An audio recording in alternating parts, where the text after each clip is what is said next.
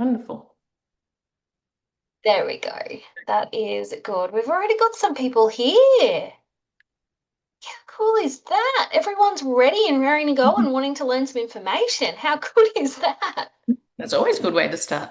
I know. There's a few names in this list too that I know. We've got Jill, our QENDO care nurse. She's in here learning. Sorry to call you out, Jill. So that's really cool. There's a few others in here. Oh, there's I think colleague of yours too. Yeah, and my students, thank you. I can see them. Oh, how cool. Oh, that's really That's cool. nice. Oh, awesome. Well, I'll give everyone just a brief moment to jump in. There's still some going in, jumping in. I was hoping to try and live stream to Facebook, but my Facebook's had a bit of a moment, so we'll deal with that as we go. Like that's fine. All right, I reckon we'll get started and then people can obviously join as we go. So welcome everyone to this very special edition of oh, cute. Sorry. Welcome to this very special edition of An Hour with Quendo. I am joined by sorry, I was just about to sneeze. Joined by Professor Danica Hickey. Now, Associate Professor Danica Hickey is a QUT researcher in productive immunology and endo. Her work focuses on the multifactorial drivers of endo and infertility, particularly in the interplay between genetics, hormone regulation, and immune responses. So her research explores whether specific immune signatures can predict endometriosis-related infertility, enabling earlier diagnosis and informed fertility decisions by targeting hormone receptors to modulate immune signaling. Her work seeks to develop innovative therapies to reduce chronic inflammation and improve reproductive health. So that was a bit of a mindful, mouthful for me on a Thursday night. Um, Welcoming everybody. Before we get started, I want to acknowledge the traditional custodians of the land in which we're meeting tonight and pay respect to our elders, past, present, and any Aboriginal and Torres Strait Islander peoples joining us with this session tonight. So, how we will run this is Danica will present her session, and then at the end we will have some time for Q&A. So, without further ado, let's kick it off. Right, wonderful. Thank you, Ash. I'll just quickly share my slides and let's get going. All right, I think you can see that okay, can you? So we're at QUT, so and as we've already talked about, I would also like to acknowledge the Turrbal and the Yugara peoples, the First Nation owners, where the land, where QUT stands, and where also I live and work and play. It is important that we reflect on these areas of being places of teaching and learning. And it's really nice to know that we have this history of teaching and learning and research where we're working today. So I'm trying to hopefully demystify the immune system. I'd really love to hear any questions that anyone has on immunology in general. But firstly, just a little bit about me. I am a teaching and research academic. So I have two roles. So I teach immunology at QUT, but also have a research practice. So my research practice is quite small. But we're trying to do the best we can with a very small lab, and I've got some amazing students this year that are helping me out. So our lab is located in the Centre of Immunology, Infection Control. So QT have these centres of excellence, and we sit over at QIMR. So a lot of people know us there on level 11. So my history and how I got into endometriosis, I started a PhD in mucosal immunology. So that is the immunology of respiratory, gastrointestinal, and the reproductive tracts. And part of that was looking at infections. So I was really interested from this of looking at infections in the reproductive tract, especially around chlamydia. And one of my big issues with things like chlamydia and thinking about the reproductive tract, I'm very much about pro-choice. And learning about the consequences of disease in the reproductive tract and the fertility issues that people have from a little chlamydia infection they had maybe when they're young and years later they find out they're infertile, it actually didn't sit very well with me. And I wanted to know why and how we could actually change this so people could have a choice of when and if they're going to have children. So part of understanding the reproductive tract is obviously learning about hormones. So I did my postdoctoral research at Dartmouth, and this was really about hormone signaling and immune regulation. So we we're looking at this in the context of disease, so chlamydia and HIV. We're looking to see if we can modulate the estrogen receptors and progesterone receptors to produce an environment that was conducive to protection against pathogens. And that really sparked my interest in, looking at hormone regulated immunity. And then when we look, as I grow as a researcher, looking at chronic inflammation, and this really led me down the pathway towards endometriosis. And I just wanted to point out the reproductive tract, the endometrium. So I work in the endometrium rather than endometriosis lesions. But back in the endometrium, it's very immune active. We can see, hopefully my pointer will work. So I'm trying not to bombard you with science. So I'm going to do this with lots of pretty pictures. So what I want you to just take home really is that this is an immune active environment. We have lots of all the immune cells are here. But what's really interesting about the reproductive tract is in during the cycle, they all have different roles to play, but they're all affected by hormones differently, so that they can have a different function over the reproductive cycle. But in essence, they're here to protect us from infection, but they're also here to help us with implantation and looking after this fetus as it grows, because you have to think that during pregnancy, we have a fetus that our body sees as foreign. So our immune system in our reproductive tract really needs to shut down to allow that to happen. What's amazing is these lymphoid aggregates, and basically what these are big clumps of immune cells that are very specific and have very specific jobs. So one thing I don't want to do, and a colleague of mine said this to me the other day, and it really struck home, is we end up with this clinical gaslighting or scientific gaslighting where we assume people know what we're talking about and they don't feel like they can ask questions. So with that in mind, I'm just going to go back a little bit. This may be familiar to some people, but not to others. But basically, the endometrium is a very dynamic organ of our body.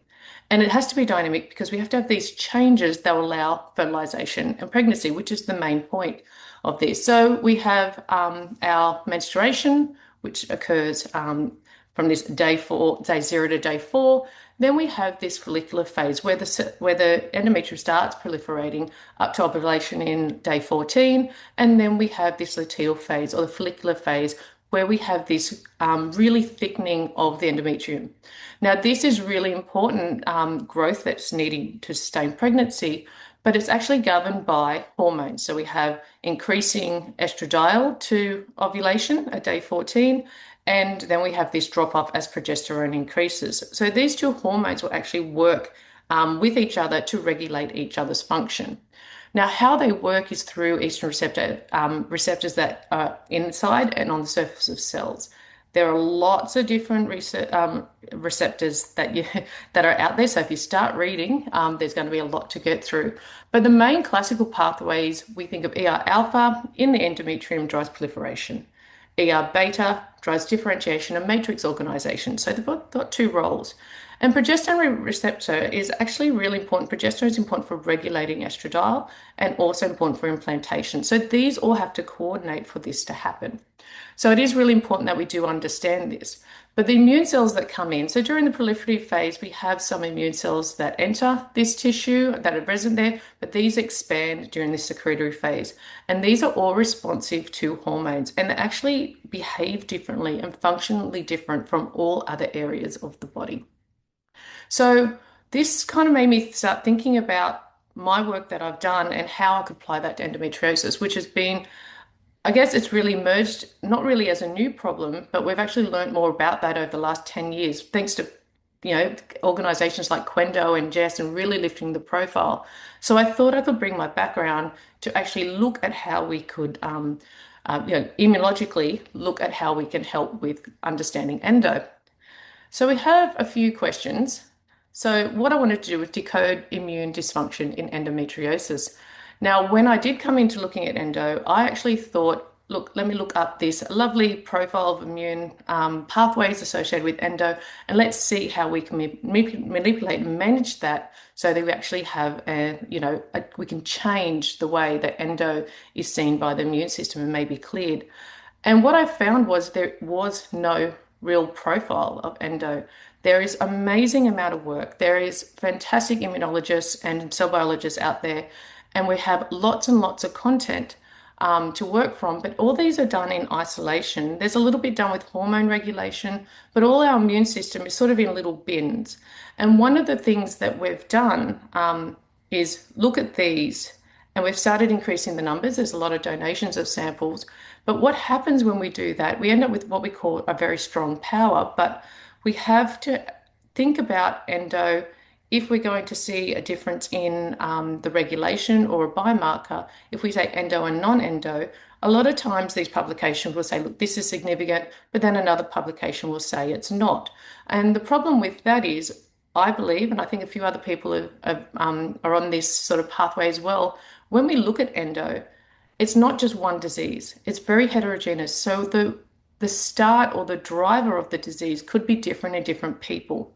So the problem with our research that we're doing at the moment, if we lump it into endo and non-endo, we're not going to see anything significant. And scientists are all about showing that there's a statistical significance. There's a real difference that 95% of the cohort will look at. So we actually really need to tease this apart and find out what is driving endo and put them into subtypes. And then we can start characterizing what is the best diagnostic or therapeutic for each of these subtypes.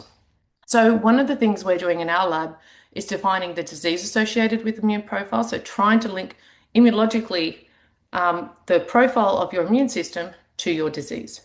The important thing then is looking at the functional status, because the immune system reacts to hormones, and a lot of the time its job is to shut that down because we don't want our cells attacking during pregnancy. So if we are able to turn those cells off, we can protect that. So potentially, is endo lesions able to be sustained because we're switching off the immune system, or it has characteristics that switch off the immune system? And there's been a bit of work in that, but again, it's not consistent across all endo.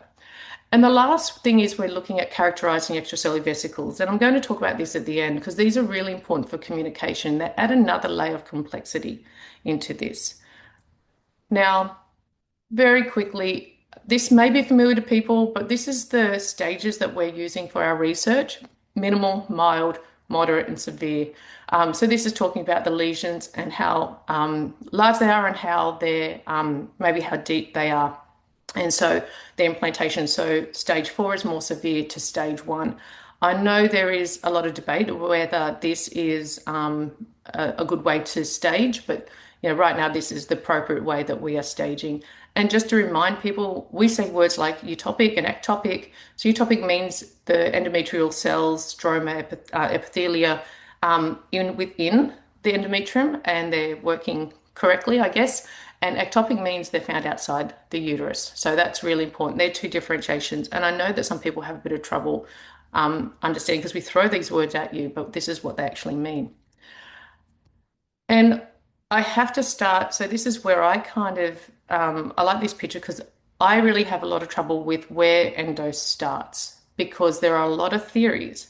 And these theories have changed over the years. And, the original theory was, the retrograde menstruation, the cells go out and they implant. Look, that happens all the time. We know that happens. We know that we have cells there that scavenge that up. But why does that probably sustain endo? Is that the only method? There's another stem cell theory where the cells come in and they're given cues to differentiate or change, and they become endo-like. So there's multiple theories. But what I want to seed in people's mind is, I feel like a lot of people want one theory to say this is what drives endo. But in reality, why can't we have all these different theories driving endo and different pathogenesis or different sort of severities depending on what's the initial insult? So we could have retrograde menstruation in one person, stem cell differentiation in another person, they should be then treated differently and potentially have different diagnostics. So we're looking at this from an open book that we are not going to say this is the way that endo is progressing. We will want to work back and say, in this person, how is their endometriosis started and how is it sustained? And then how can we create a therapy? I hope this makes sense. Now, I know I'm going to talk science to a non-science community, but I just wanted to go back to the central dogma of biology because we love just throwing around words like DNA and RNA and proteins and this and that, sequencing. But what are we really talking about? So we have our DNA. Think of this as our library, but this library doesn't allow you to take the books out. So you have to go to the library and you have to actually scribe out everything. And that scribe is called your RNA. So that's a copy of your DNA. So anytime we want to express a gene, we have to make a copy. So our library is preserved.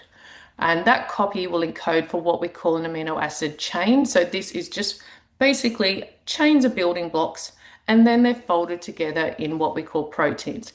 Everything that we're made of is from protein interactions. So multiple proteins will come together.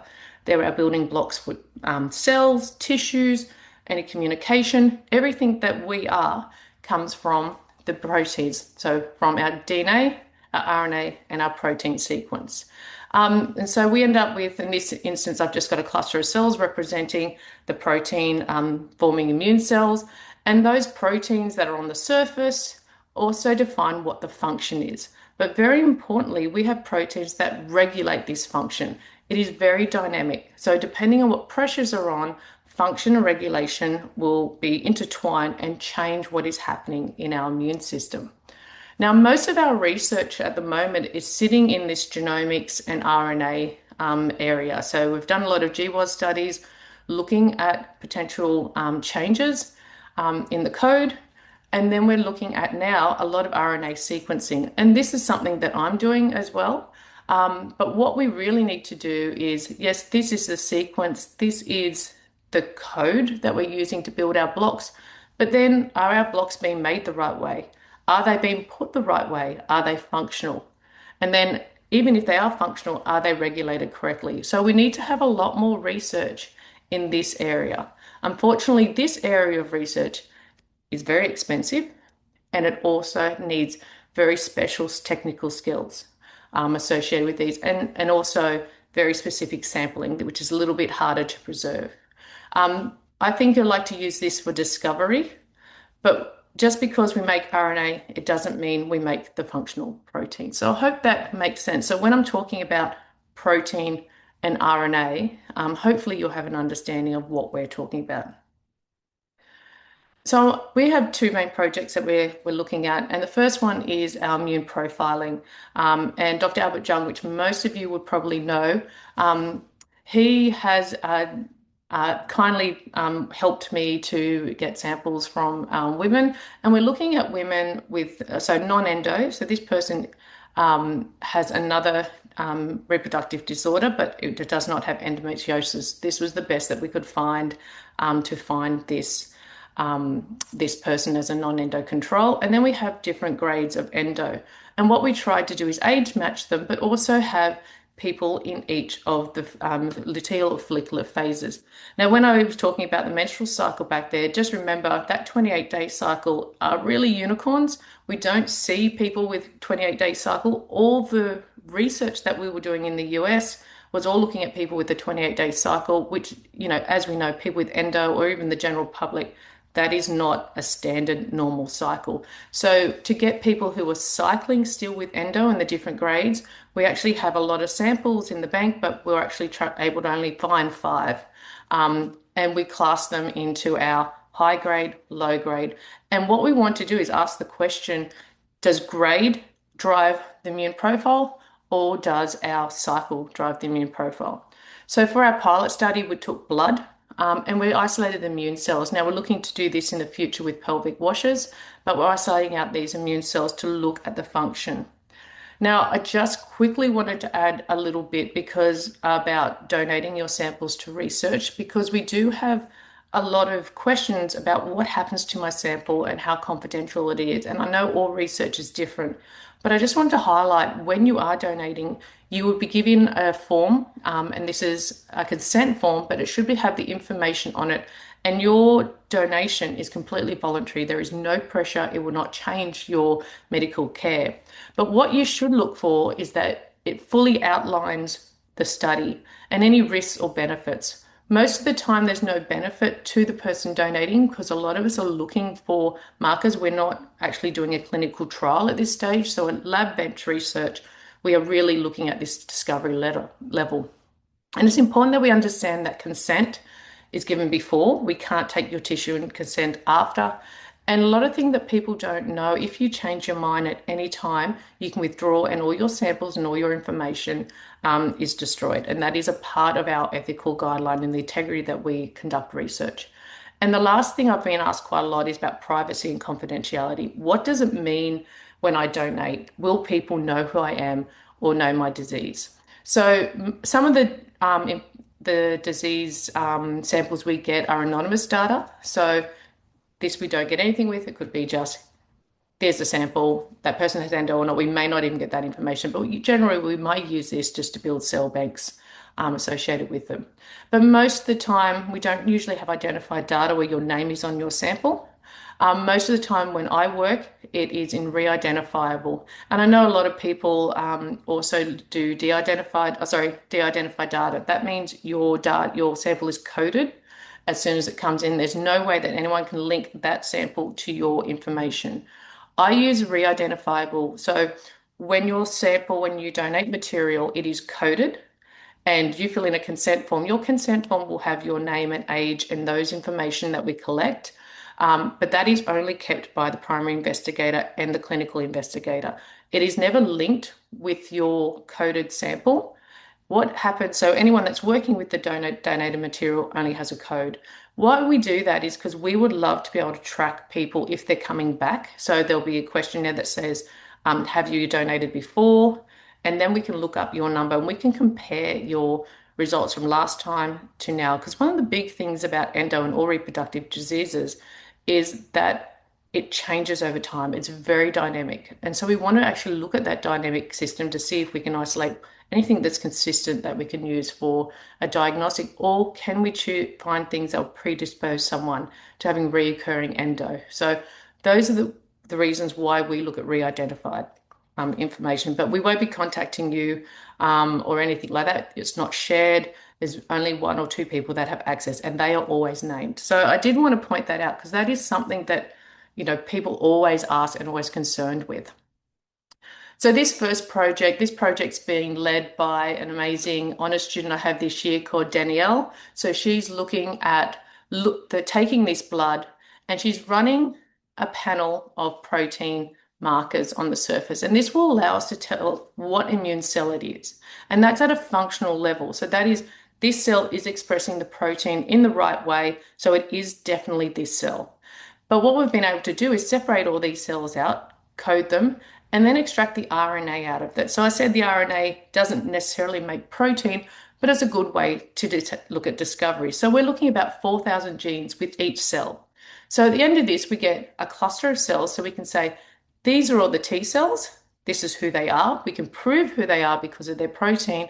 But then when we look at their RNA, we can tell you how they're feeling. And importantly, we can predict potentially how they function. But the other part we're going to do with this is we have those samples frozen down. We're actually going to bring up those cells. We're going to challenge them with hormones, and then we're going to look at that expression to confirm, but then look at function to confirm that's actually how they're functioning. So we're hoping to link what we see in the RNA to what the actual function of the cell is. And this is kind of what it looks like. So as much as someone looking at our research or being a donor, you want us to think of yourself as a person, which you are a person. But when we look at you on your immune profile, we actually see all your cell types and we see how they cluster. So what happens is using the proteins, we can say these are T cells, CD4, CD8. Each of these have different functions. They won't mean anything to you, but they mean something to us. We know what they do. So we have all these wonderful different cells and we can cluster them. How tightly they are together shows how their RNA essentially is similar. So the further they spread, the more different each of those cells are. So each of these dots is an individual cell. And what it allows us to do then, and I know you can't read this, but basically over the course of our disease, so this is our grade 1 to our control, we can actually see how many of each cell are in there. And it's important, we can also see, this is an expression map, it tells us how those cells are expressing those proteins because they're really important to defining subclasses of cells. Because in the immune system, we have big families, and in those families of cells, basically they all have different functions. So think about it as a sporting team, each with their own functions. So we need to know basically what jersey they're wearing so we know what function they have. And something that's very interesting that I found is that we have, I just want to point out this orange band here. This is a group of cells called natural killer cells. And what we have in our control, we have a lot of natural killer cells. But then when we have low-grade endo, we don't have very many. But interestingly, when we start looking at our higher grade endos, those NK cells seem to come back. Now, numbers aren't everything in the immune system. Especially NK cells, they get switched off with hormones. So uterine NK cells are really important for pregnancy, but because we need to actually shut them down, and they really do shut down. So we could have more cells, but they could not be functionally active. So it's really important that as scientists, we understand the difference between the cells being there and the cells actually being functional. And that's something that we can tease out with this data set. Now, I just really want to, I'm going to go quickly through this because I'm happy to take questions at the end. But this is basically looking at our different grades as I was just sort of showing that bar graph. But what you can see when we overlay, this is our control in purple. So control in purple all the way across. And we can have our mild and minimal. So these are our low grade endos. And what you're looking at is the overlay of colors. So if you're looking here, you can see that you have two different colors. And so the blue is the sample with mild endo and the purple is the control. If they were directly overlaid with each other, that is showing how similar we're predicting function of those. So what this is saying is these are doing different things. They're the same cell type, but doing different things. And you can see that in both the low grade. In the higher grade, however, we don't see that shift in this. These are monocytes. The monocytes do have a role in endo. It's not quite clear because monocytes also have a role in a lot of immune functions in the reproductive tracts, especially for clearing and resetting the endometrium. Some of the cells that we're looking at here, especially are our NK cells, which I'll talk about in a second. But what I wanted to show is with this data, what we can look at is then map how the cells are being expressed, expressing their RNA. So this is their story. So what you can see in the mild, there's a huge upregulation of genes in this person, in their immune cells. Compared to severe, there's a huge downregulation, but there's no clear linear track. It's not like it goes down over over the severity or up over the severity. Even though we do have a few mild, minimal, and severe that seem to have some sort of trajectory, but our moderate doesn't. And this is a really interesting one. There's a lot of times that this patient doesn't actually respond the same way that other ones do. But what happens when we start looking at introducing cycle to this? Now, this is, I'm just going to put the next one up. This is an overlay of cycle. So these are two patients that are at follicular, and you can see that's very, very similar, the orange and the blue, even if they're low grade or high grade. Compared to luteal phase, in our low grade and our high grade, we have this separation of what the cells are doing. So what it looks like is during the luteal phase, we have a different expression of our cells or how they're behaving in endometriosis compared to the follicular phase. And I don't know why I put this around the wrong way, but if follicular is on the right, you can see majority of when we're looking at all of our immune cells, there's more activity around our luteal phase compared to our other stage. Now, this is looking at all our cells. The beauty of this sort of data is we can actually drill down on certain little subsets. Now, this next slide is going to be a bit busy, but basically bear with me. This is our favorite NK cells, and we have a special population called endometrial NK cells. And you can see here that they're enriched in this low grade and then potentially functionally inactive in our other grades. But one of the other cell types we have in NKs are our cytotoxic. These are the ones that go around and gobble things up. So if you're thinking about it very simply, is in our control, we have a lot of cells that are actively going around to gobble up any cells that are not behaving properly, put it very simply. But we lose that in endo. We're looking to quantify these. Again, if just looking at NK cells, we don't see this pattern. But when we look at our hormone regulators, so in our follicular phase, we actually don't get much activity with our NK cells at all, but we have a lot of activity during our luteal phase. And when we're looking at these genes, we're going to dig down and actually look at what they do. So there's 619 that overlap between the cycle. Is this something that we could use as a biomarker? So we're looking at those cells and looking at they're predicted to regulate, or are we going to look at different stages and can we potentially have biomarkers that are only available in the luteal phase? So what that kind of meant was from our initial research, can we have hormonal cycle related window that we need for diagnosis and treatment, which means that if we're trying to diagnose someone, must we make sure they're in a luteal phase or, what unfortunately we know that endo people don't cycle the way that I guess the traditional theory of cycling occurs. So how can we manipulate that to make sure that we can have a window where people can be diagnosed because there seems to be a pressure on hormones which will change the way that our immune system is showing endo. And one of the things that we need to take into account is local versus ovarian sources of lesion growth. Now, lesions will grow in response to hormones. Some lesions make their own hormone through the presence of a protein called aromatase, whereas others will actually react to hormones that are produced by the ovaries. So could these be different, I guess, presentations depending on their source of estradiol? So it's important that I've got one of the ladies, as I said there, and her profile always looks different. And one of the things I believe that may be happening with her is she seems to be very responsive to estradiol, and that's a high grade endo.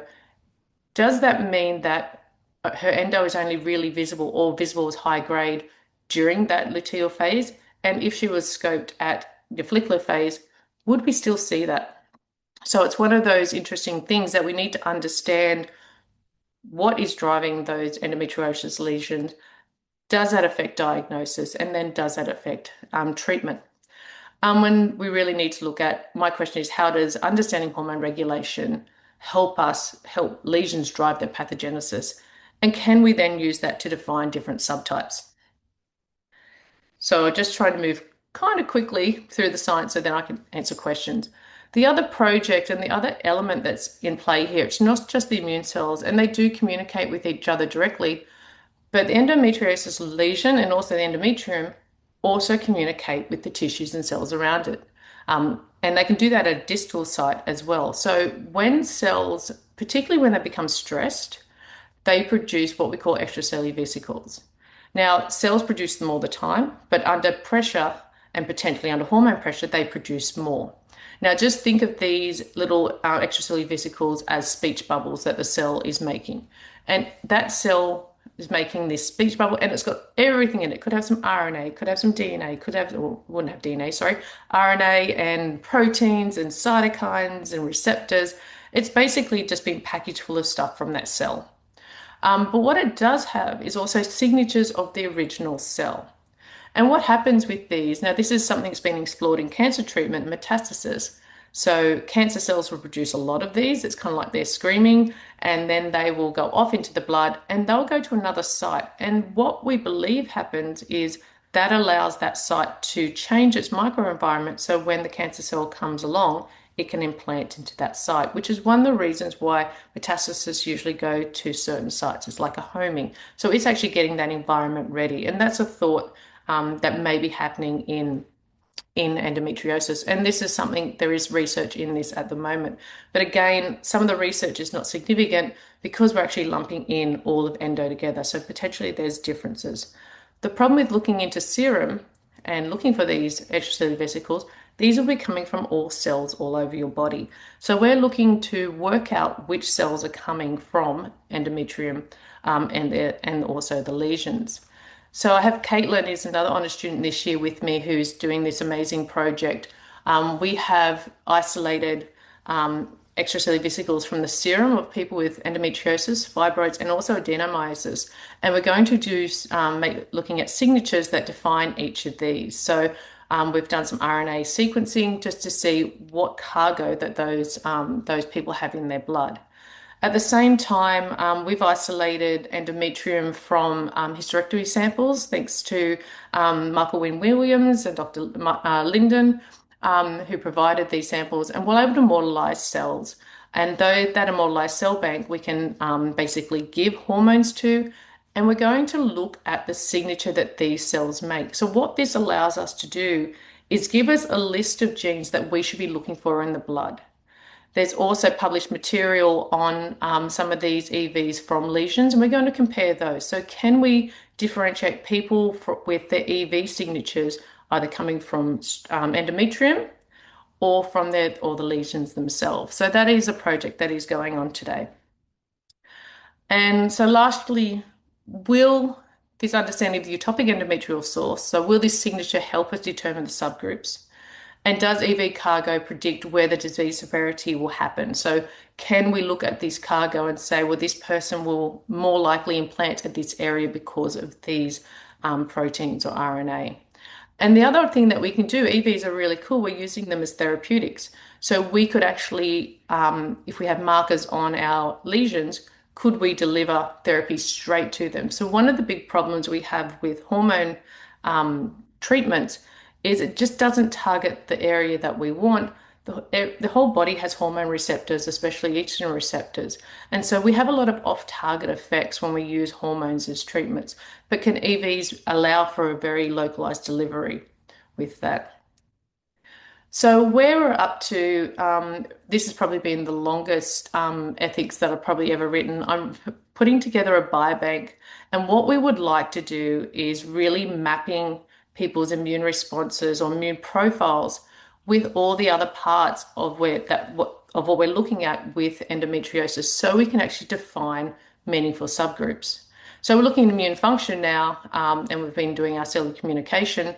But what we would like to do is get a full sample, I guess, workup, looking at the genomics, the metabolomics, so protein, menstrual cycle hormone treatments, the microbiome, and then relay this to their pain, especially pain scores, periods, fertility, fatigue, depression, and any other symptoms people are having, to see if we can then align profiles to this. So it's really important that we can do this, so then we can find biomarkers for each one.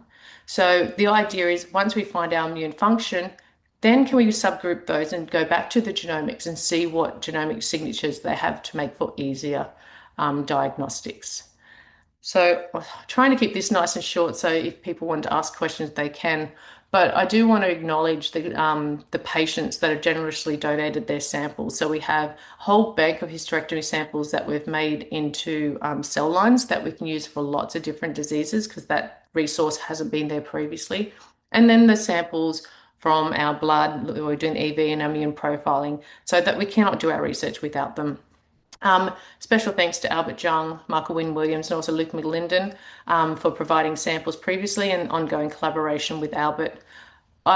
People don't really realize, I think when they think that I work at a university, because I'm a teaching and research academic, a lot of people believe that universities will fund our research, which they don't. So I have a little bit of internal research. These are small little pilot research, but we don't have research funding. We're in the same pool as everybody else for research funding. So it does make it really hard when 3 days a week you're teaching. So we're always looking for donations. And I put a little link here to Ruth Powell, which is one of our developmental managers.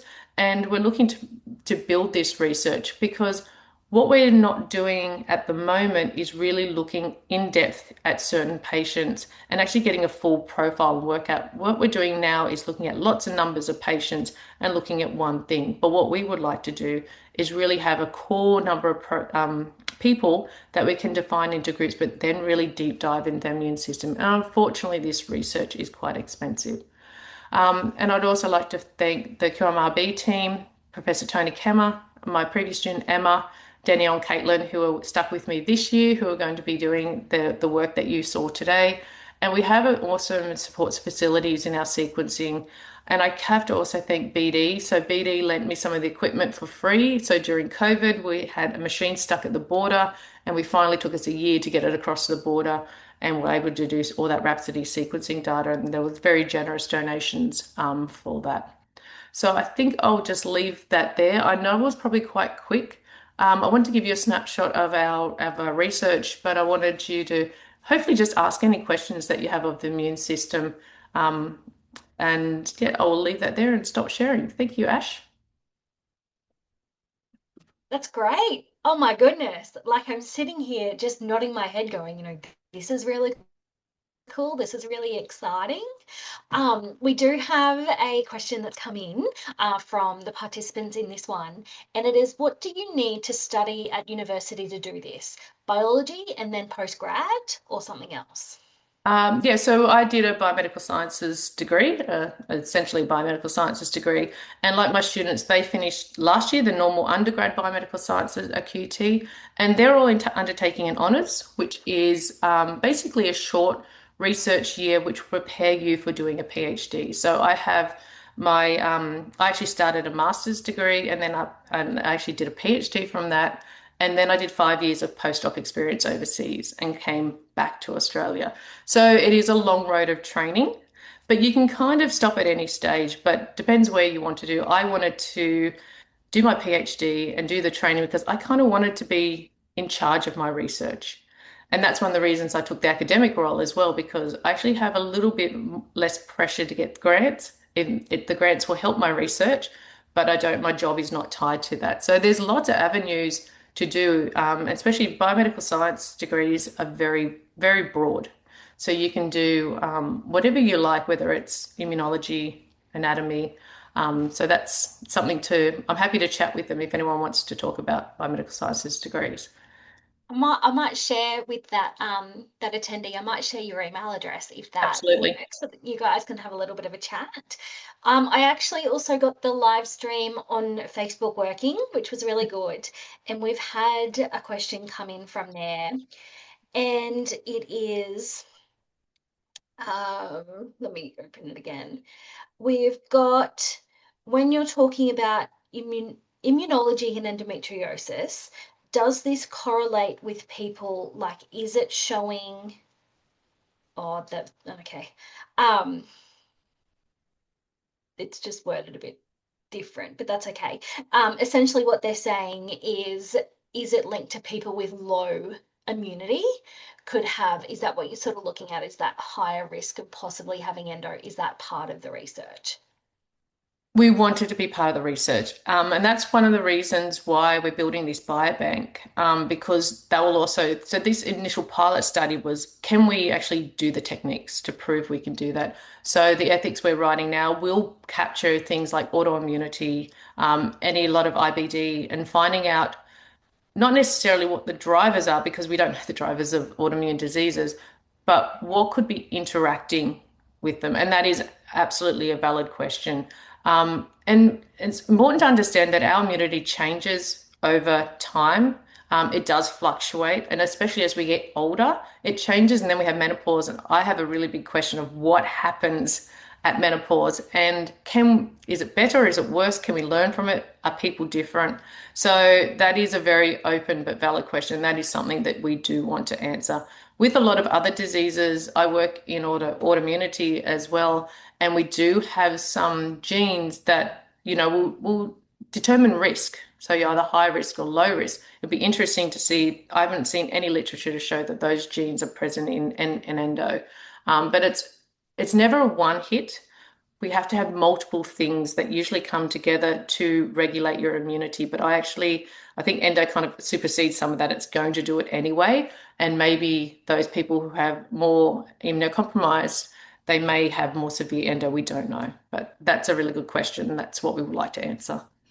Yeah, like, and it's hard too because endo is so different in every different person. So, what works for one person doesn't always work for the next one. So Yeah.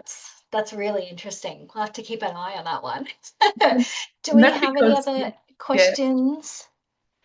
Anyone online? I don't know whether we've got any more in the Q&A. Not at the moment. If you want to finish off your thoughts, sorry, I interrupted you. No, and I think just having people know that endo is so heterogeneous, we use that word a lot. And until we can actually put you in or put people into bins to say this is driven by, there might be an immune subset, there might be a genetic subset, there might be a subset that does something else. We're not going to find a diagnostic or a good therapeutic. And I think one of the things we need to do is find out what therapies people have been on that failed, and that might give us a clear indication of potentially what pathways and work backwards.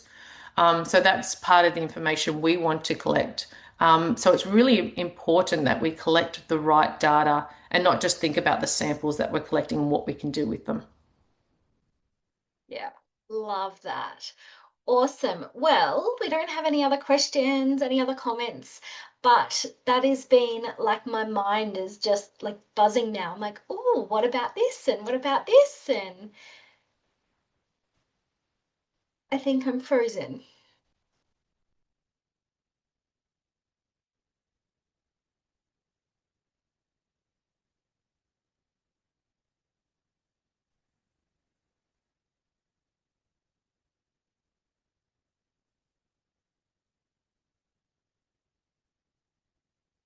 Sorry, everybody. I think my internet just cut out. I'm like, what's going on? I'm talking and so thank you all for jumping in and listening tonight. We'll share some information later, but we'll give everyone an extra 15 minutes back. And if you have any questions, feel free to reach out to us, info@quendo.org.au. And if there's any other questions you want to take offline, I can send them through and we can talk that way. But thank you, Danica, so much for this session. It's just been so informative, and I'm really looking forward to being able to, share your research more broadly with people so they know what's actually happening, because a lot of endo people, they don't know what's happening. And I think especially in March, all the awareness and all of that is heightened. So it's really cool for us to go, you know what, this is actually being researched. So thank you so much for your time and your knowledge. And I think there's going to be a few people leaving, this session tonight going, oh, that's really cool and I've learned something. So thank you so much. Wonderful. Thank you, everybody. And we'll leave you all to have a great night. Thank you, everybody. Bye. Bye.